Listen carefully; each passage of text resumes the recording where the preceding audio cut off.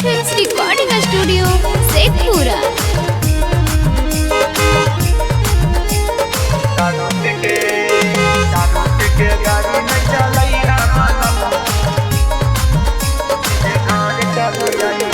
जहाँ को कमाबे पिया ठीक से कमाई है, जहाँ को कमाबे पिया ठीक से कमाई है। दारू पी के गाड़ी में चलई है, बलम सीधे घर चली आई है।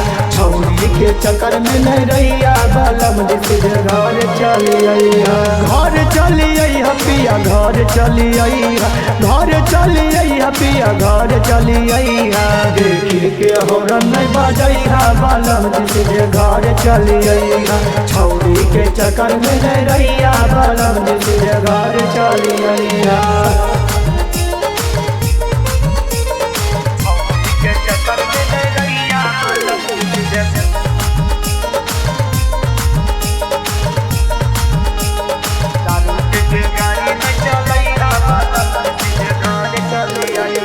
खाहो हमर क्रिया पिया छोड़ दो दारुआ, बढ़ो है फिक्रिया हमर रोगो है बुतारुआ।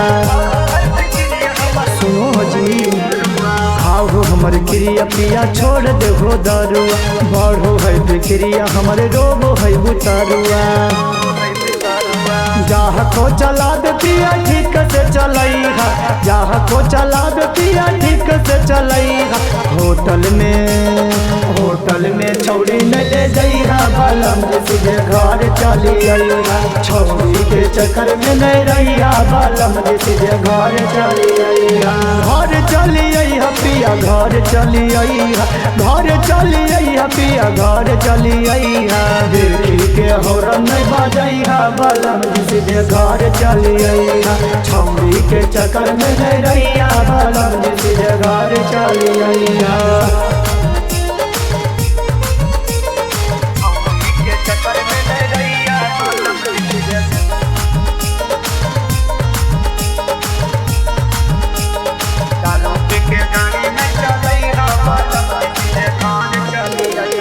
मीठी मीठी बातिया में बोल के फंसाई तो, धन दौलत इज्जत पिया सब लूटी जाई तो।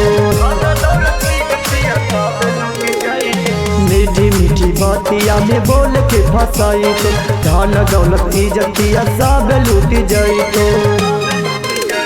सुधारे लाल प्यारे सचन ठीक से कमाई है, सुधारे लाल प्यारे सचन ठीक से कमाई है। छौरी के नंबर नहीं बताई है, बलम सीधे घर चली आई है। छौरी के चक्कर में नहीं रही है, बलम सीधे घर चली आई है। घर चली आई है पिया, घर चली आई है, घर चली आई है पिया, घर चली आई है। देखी के हॉर्न नहीं बजई है, बलम सीधे घर चली आई है। छौरी के चक्कर में नहीं रही है, बलम सीधे घर चली आई है।